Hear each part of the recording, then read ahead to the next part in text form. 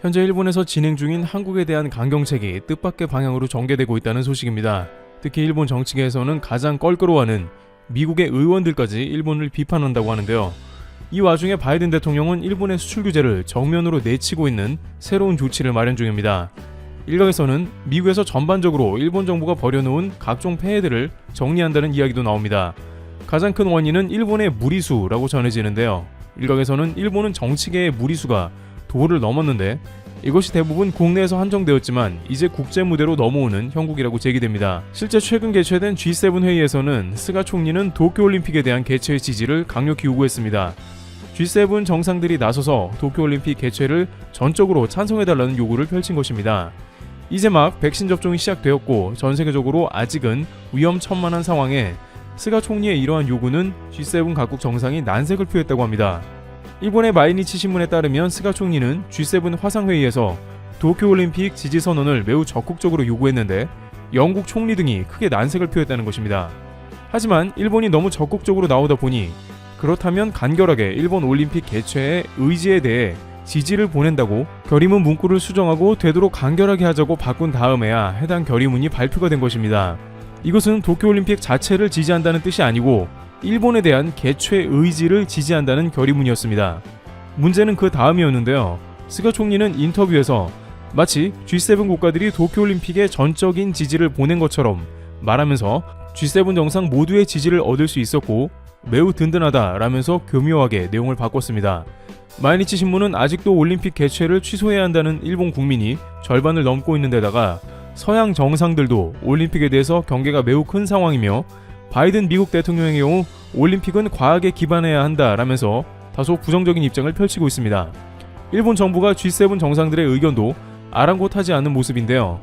게다가 백신 접종을 담당하는 고노다로 행정개혁 담당상은 21일 NHK 1호 토론에 출연해 미국 제약회사 화이자가 개발한 코로나19 백신에 대해 4월까지는 매우 공급량이 한정된다고 밝혔습니다. 원래 일본 정부는 2월부터 일본에서 대량으로 백신 접종이 이뤄져 올림픽 개최인 7월까지 접종을 마칠 생각이었습니다.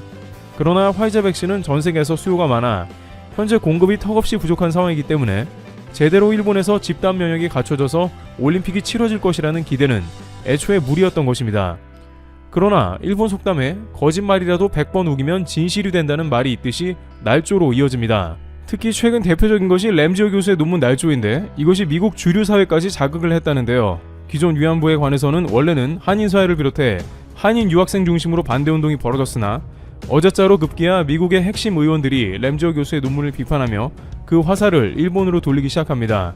일본에서 가장 경계하는 것은 미국의 상하원의 핵심 의원들이 등장하는 장면이라고 하는데요. 미국 하원 정보위원장인 애덤 시프 의원은 민주당에서 매우 터프하게 의정을 꾸려가는 인물로 유명합니다. 대표적으로 도널드 트럼프 대통령 탄핵을 주도하고 탄핵소추위원단을 이끌기도 했습니다. 그런데 이 하원 의원은 2차 대전의 위안부 문제에 대해 반인륜적 범죄 행위로 의심할 여지가 없다라고 말하며 이것은 잊혀져서도 안 된다고 강조했습니다. 동시에 위안부 피해 생존자들과 후손 등과 함께 하겠으며 그들의 주장에 동참하겠다고 힘을 실어줬습니다. 일각에서는 일본에서 하버드 대학 교수를 이용해서 위안부 날조를 시도하는 모습이 미국 주류 사회를 적지 않게 자극했다는 의견도 나오고 있습니다.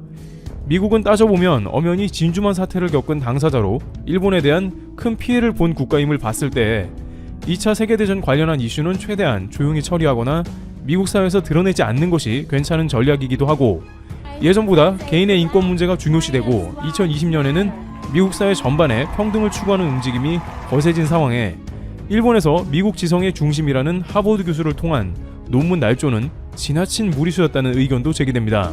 게다가 애덤 시프 의원은 물론 주디 추 연방 하원 의원도 위안부 문제에 대한 사실을 뒤집으려는 어떠한 시도도 용납될 수 없다면서 램지어 논문을 규탄한 모습입니다.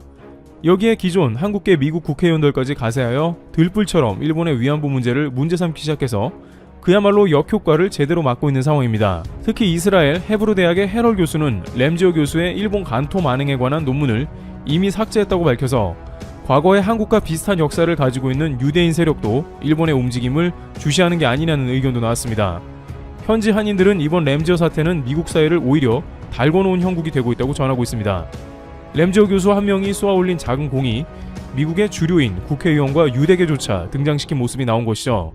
일본에선 더 이상 한국에 대한 일본의 강경책이 미국에서 안 먹히면 무슨 소용이 있겠냐는 위기감도 있다는데요. 그런데 이 와중에 미국 대통령 바이든은 2019년에 일본 수출 규제를 무색해하는 폭탄 선언에 들어갑니다. 바이든 대통령은 어제자로 한미일 등 동맹국이 중국의 히토류 수출 금지에 대항해 제휴와 협력을 강화하고 중국에 의지하는 공급망을 탈피해 동맹국 간의 조달 체계를 갖추는 협력을 강화하는 방안을 발표하기에 이르렀습니다. 이것은 단순히 어떠한 방안을 찾아보자는 뜬구름 잡는 소리가 아니며 실제 미국 행정명령으로 이어지는 것입니다. 반도체 배터리 동맹이라고 불리우는 이것은 미국에 있어 매우 중요하고 필수적인 상황이라고 판단되고 있습니다. 왜냐하면 바이든 정부가 각종 영역에서 트럼프 지우기를 하고 있지만 중국을 대항해서 가장 먼저 발동한 행정명령은 탈중국에 가까운 미래산업 동맹체 구성일 정도로 미래산업 패권에 있어 핵심 사안이라는 이야기입니다. 미국 대통령이 본격적으로 반도체 배터리 동맹에서 공급을 안정시키기 위해 협력해야 한다고 선언한 마당에 일본 정부의 한국을 대상으로 한 반도체 주요 물자의 수출 규제는 그야말로 우스운 꼴이 되어버린 것입니다. 게다가 더 문제가 있는데 바이든 정부에서 핵심으로 삼은 반도체 배터리 동맹의 핵심 산업이 한국에 있다는 것입니다. 한국은 일본이 반도체 물자를 수출 금지했지만 이를 거의 모두 극복해내고 국산화에 성공한 모습입니다. 또한 배터리는 미국이 언급하는 배터리 동맹체 국가에서 유일하게 한국이 중국과 쌍벽을 이루고 있습니다. 일본은 파나소닉이 있지만 점점 밀려나는 추세이죠. 또한 반도체 쪽은 그야말로 한국과 미국, 대만이 주를 이루면서 일본은 오히려 이러한 공급 사슬에서 도움을 받는 쪽으로 한국의 수출 규제를 자행한 국가로 머쓱해진 것입니다. 상황이 이렇게 된 것은 경제를 가장 중요시하는 미국이 미래 주요 산업 파트너로 한국의 기업들을 낙점한 것으로 미국은 다분히 경제 논리대로 움직이고 있고 갈수록 한국이 미국의 중요 파트너로 떠오르고 있다는 것입니다. 게다가 한국 주요 대기업들 삼성, LG화학, SK이노베이션 등은 미국에 직접 공장을 지어 일자리도 창출하고 있습니다. 아베 총리는 트럼프 대통령에게 말로는 일본 공장 7개를 짓겠다고 했지만 그는 이미 총리 자리에서 사라졌습니다. 공장은커녕 미국의 자동차를 대량 판매해서 오히려 큰 수익만 챙긴다는 비판도 제기되고 있는 것입니다. 하지만 상황이 이럼에도 불구하고 아직 일본 여론은 오히려 한국을 반도체 배터리 동맹에서 빼자고 말합니다. 관련 언론 보도에 관해서 일본 네티즌들은 한국은 국제무대에서 약속을 지키지 않는 나라라면서 이러한 핵심 안보에 가까운 첨단산업 동맹에서 한국을 제외해야 한다고 강력하게 주장하고 있습니다. 실제 일본은 작년에 한국을 빼버리고 선진국들끼리 수출규제 연합을 만들자고 제안한 바 있습니다. 그런데 미국이 첨단 산업의 핵심 축을 담당하는 한국을 제외하고 동맹 연합을 만들 리가 없습니다. 오히려 일본이 그러한 무리수를 계속해서 던지면 미국 사회에서 재팬패싱이 일어날 수도 있는 것입니다.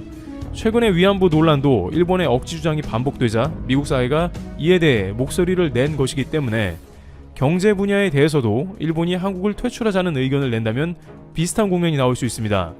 특히 이번 반도체 배터리 동맹 구축은 미국 의원들이 당파를 가리지 않는 초당적 지지를 보내고 있기 때문에 일본에서 미국에 불합리하다고 한국을 빼버리자는 목소리는 애초에 내지 못할 것으로 판단되고 있습니다.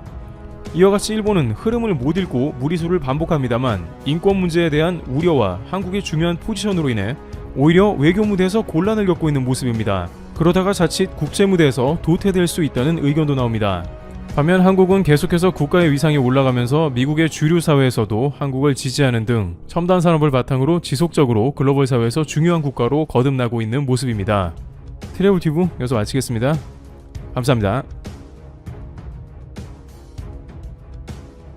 페페TV에서 전해드립니다. 2019년 아시아 오세아니아 진출 일본계 기업 실태 조사 결과 보고서에서 일본 기업들은 10년 만에 모든 국가와 지역에서 마이너스 실적을 기록한 것으로 나타났습니다. 일본 현지에서는 이게 현실이므니까 일본 경제는 거꾸로 가고 있으므니까 아베 대체 뭐 하고 있는 것이므니까 라면서 충격적이라는 반응입니다. 이거 제가 조사한 거 아닙니다. 일본 무역진흥기구에서 지들이 조사한 결과를 토대로 발표한 자료입니다. 페페TV야, 또 어디서 아시아 오세아니아 통계 자료 하나 가지고 와서 일본을 매도하고 그러냐.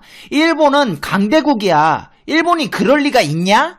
네, 그럴 리가 있습니다. 일본 경제는 거꾸로 가고 있습니다. 이렇게 기업들이 돈을 못 벌고 있으니 나란 일 하는 아베는 어떻게 해야 될까요? 아니 왜 아베가 잘하는 거 있잖아요. 돈 빌리는 거. 일본이 3년 만에 적자 국채를 발행할 것으로 보입니다. 상황이 이런데도 일본은 반성의 기미는 전혀 보이지 않고 있습니다. 역시 아베는 일본 경제에 파탄 내기 위해 한국에서 파견한 스파이가 맞아 보이는 듯 합니다. 이 모든 사실들을 보다 심층적으로 분석해 시청자 여러분의 시사, 경제, 상식의 격을 높여드리는 팩트 맛집, 팩트 폭격기 페페TV에서 팩트로 제대로 알아보겠습니다. 한 번도 안 본 사람은 있지만 한 번만 본 사람은 없다는 단 하나의 채널 페페TV 팩트 체크. 일본 무역진흥기구가 최근 발표한 2019년 아시아, 오세아니아 진출 일본계 기업 실태조사 결과보고서에서 일본 기업들은 10년 만에 모든 국가와 지역에서 마이너스 실적을 기록한 것으로 나타났습니다. 일본 무역진흥기구는 2019년 8월부터 9월까지 동북아시아와 동남아시아, 서남아시아, 오세아니아 등 20개 국가와 지역에 진출한 일본계 기업들을 대상으로 현지에서의 비즈니스 활동 실태에 관한 설문조사를 실시했습니다. 보고서에 따르면 2019년 기업의 경기 체감을 나타내는 업황 실사지수는 거의 모든 국가와 지역에서 악화됐으며 전체값은 3.3점에 그쳐 2018년에 23.6점에서 대폭 하락한 것으로 집계됐습니다. 아니 23.6점에서 3.3점이면 20.3점이 떨어졌다는 건데 장사를 어떻게 했길래 저 따위 점수가 나온 거죠? 일본의 기업들이 마이너스 실적을 기록한 이유는 현지 시장에서의 매출 감소의 영향이 가장 컸습니다. 또 이러한 마이너스 상황은 곧장 비즈니스 확대 의욕의 저하로 이어졌습니다. 한마디로 장사 안 되니까 투자도 안 하고 투자도 안 하니까 실적 자체도 망해간다는 겁니다. 그러나 이처럼 열악한 상황에서도 그나마 나은 실적을 기록한 지역도 일부 있었습니다.